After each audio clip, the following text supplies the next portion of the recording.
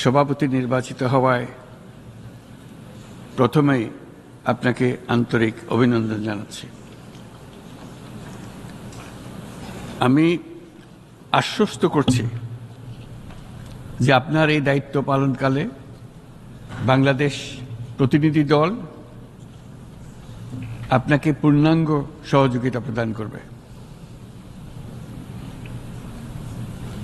জাতিসংঘের ম্যান্ডেটকে সমুন্নত রেখে বৈশ্বিক সংকটসমূহ নিরসনে মহাসচিব অ্যান্তোনিও গুতেরেসের দৃঢ় প্রতিজ্ঞ সাফল্যমণ্ডিত নেতৃত্বের জন্য তাকেও জানাই আন্তরিক সাধুবাদ। সামিট অব দ্য ফিউচার আয়োজনে আমি মহাসচিবের দূরদর্শী ভূমিকার বিশেষ প্রশংসা করছি।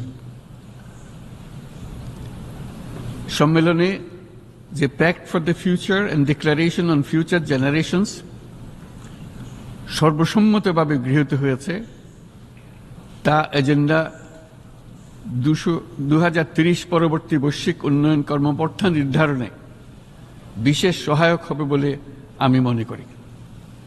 বাংলাদেশের ইতিহাসে এরকম রাষ্ট্রপ্রধান আর কবে আসবে কে জানে। আমরা কি পারবো ডক্টর মোহাম্মদ ইউনূসের কারিশমা আরো